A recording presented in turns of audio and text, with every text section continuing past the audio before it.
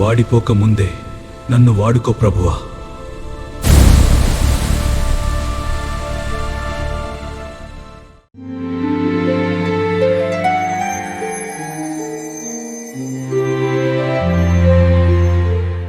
సృష్టికర్త అయిన దేవుడు తన స్వరూపంలో తన పోలికలో మనలను సృజించిన దేవుడు, నిర్మించిన దేవుడైన యేసుక్రీస్తు ప్రభు అత్యున్నతమైన నామమున అందరికీ వందనాలు, దేవునికి స్తోత్రాలు.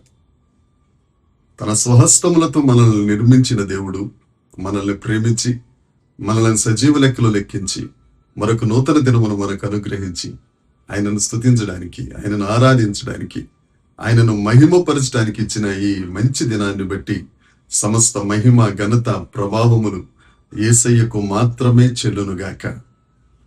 ఆ ఉన్న దేవుడు, అనుదేవుడైన ఆ యేసుక్రీస్తు ప్రభు ఈ నూతన దినములో మనకు అనుగ్రహించిన పరమవాక్య ధ్యానము కృపావార్త. పరమగీత గ్రంథము 4వ అధ్యాయము 2వ వచనము. నీ పలువరస కత్తెర వేయబడినవనియు కడుగబడి అప్పుడే పైకి వచ్చినవినై జోడు జోడు పిల్లలు కలిగి ఒకదానినైనా పోగొట్టుకొనక సుఖముగా ఉన్న గొర్రెల కుదుపులను పోలి ఉన్నది. దేవునికి స్తోత్రం కలుగునుగాక, దేవునికి మహిమ కలుగునుగాక. దేవుని యందు ప్రియమైన వారలారా, మనం చదువుకున్న పరమగీత గ్రంథం 4వ అధ్యాయం 2వ వచనాన్ని చూడగలిగితే పొలువరస అనే మాట ప్రస్తావించబడింది. మనలను సృష్టించిన దేవుడు, మనల్ని నిర్మించిన దేవుడు మన నోటిలో పలువరసను నిర్మించారు. ఆ పలువరస గురించి లేఖనాలలో ప్రస్తావించారు.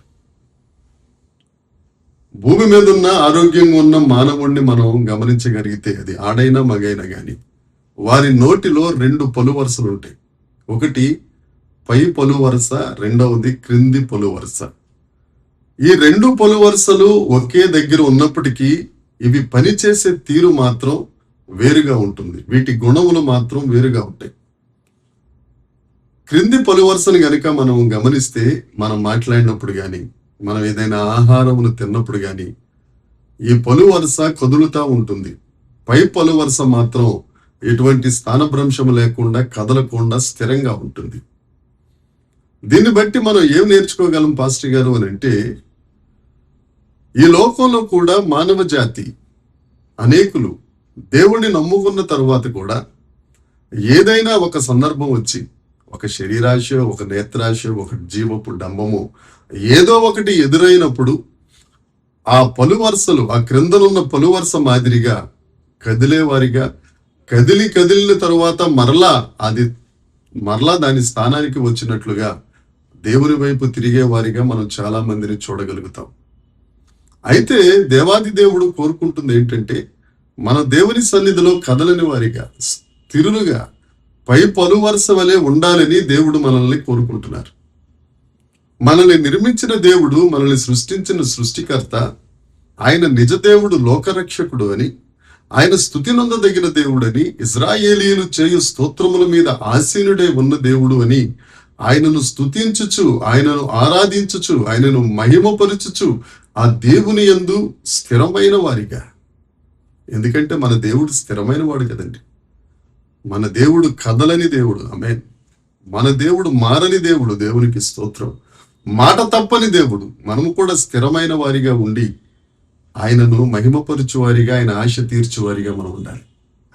చాలా మంది ఆత్మీయులు కొన్ని పరిస్థితులను బట్టి, కొన్ని అవరోధాలను బట్టి వారి ఆత్మీయ జీవితంలో నుండి కాస్తంత కదిలి తద్వారా జారిపోయి ఆ ఆత్మీయతను కోల్పోయి రకరకాల పరిస్థితులలో ఉన్నవారు మన కళ్ళ ముందు ఎందరో. అయితే దేవాది దేవుడు కోరుకుంటున్నది, అంతము వరకు ఆయనలో మనం స్థిరంగా ఉండాలని దేవుని యొక్క ఆశ. దానియేలు గ్రంథము 12వ అధ్యాయము 13వ వచనాన్ని మనం ఒక్కసారి చూస్తే, ధ్యానిస్తే, దానియేలు గ్రంథంలో 12వ అధ్యాయం ఆఖరి అధ్యాయం 13వ వచనం ఆఖరి వచనం. ఈ ఆఖరి అంతమునున్న వచనము ద్వారా దేవుడు మనతో మాట్లాడుతున్న మాట ఏంటంటే, నువ్వు అంతము వరకు నాలో స్థిరంగా ఉంటే నీవు పరలోకములోనికి వచ్చినప్పుడు నీ వంతులో నీవు నిలిచెదవు. ఇది దానియేలు గారికి ఒక హెచ్చరిక. దానియేలుకే కాదండి, దానియేలు ద్వారా ఆ వాక్యము నిన్ను నన్ను హెచ్చరిస్తుంది. దానియేలుతో దేవుడు అంటారు, నీవు అంతము వరకు స్థిరంగా నాలో ఉన్నట్లయితే నీవు శ్వాస విడిచిన తరువాత నువ్వు ఉండవలసిన వంతులో నేను నిన్ను నిలబెడతాను అని ఆయన హెచ్చరించారు.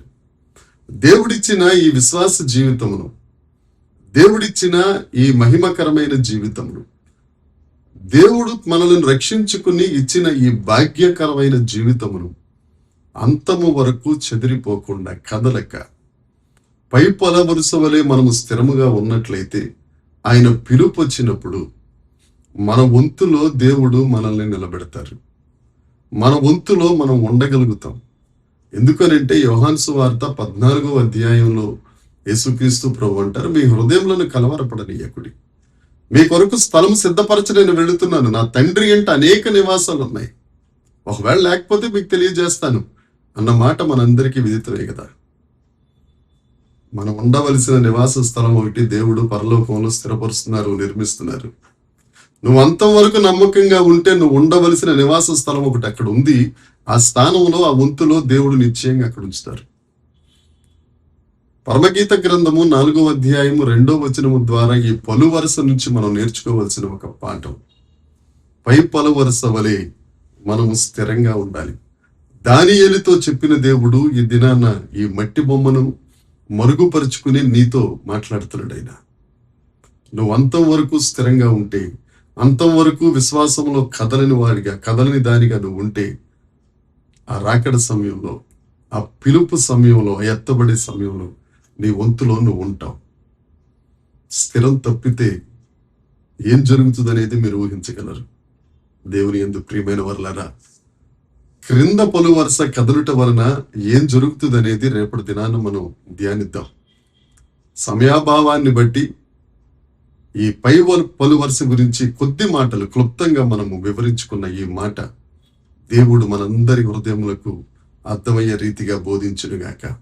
ఆ మాటలు సమ్మతించే హృదయం ప్రతి ఒక్కరికి దయచేయునుగాక. ఒక్కటే మాట, ప్రభువునందు స్థిరంగా ఉందాం, కదలని వారిగా ఉందాం. ఆ బండ మీద కట్టబడిన గృహము వలె మనం నిలబడదాం. నిశ్చయంగా దేవుడు మన వంతులో మనల్ని నిలబెట్టునుగాక. దేవునికి మహిమ కలుగునుగాక. చిన్న మాట ప్రార్థన. పరలోకమందున్న మా తండ్రి, పరిశుద్ధుడా, కృపగలిగిన యేసయ్య, మీకు వందనాలు చెల్లిస్తున్నాం తండ్రి. పొలు వరుసను గురించి ప్రస్తావించడానికి, అందున పై పొలు వరుస ఏ విధంగా స్థిరంగా ఉంటుందో, ఏదైనా మాట్లాడడానికైనా, ఏదైనా తినడానికైనా, ఏ విషయంలోనైనా పలు వరుస కదలదు ప్రభువా. మీరు నిర్మించిన రీతి తండ్రి, దాని నుండి మేము నేర్చుకునే పాఠం, నీ యందు మేము మాట విషయంలో జాగ్రత్త ఉండాలి, ఆహార వ్యవహారాల విషయంలో జాగ్రత్తగా ఉండాలి, అన్ని విషయములలో కదలని వారిగా, ఆత్మీయతలో స్థిరులుగా మేము ఉండునట్లు నీ కృప దయచేసి, నీ పిలుపు సమయంలో ప్రభువా మీరు మా కొరకు ఏర్పాటు చేసిన వంతులో మేము ఉండుటకు నీ కృప దయచేయమని, మహిమ పొందుమని, వాక్యమైన ప్రతి ఒక్కరిని ఆశీర్వదించమని యేసుక్రీస్తు నామమున ప్రార్థించి అడిగి వేడుకొనుచున్నాం తండ్రి. ఆమేన్. దేవుని కృప మనందరికీ తోడే ఉండునుగాక. దేవుడు మనలందరినీ ఆశీర్వదించునుగాక. ఆమేన్, ఆమేన్, ఆమేన్.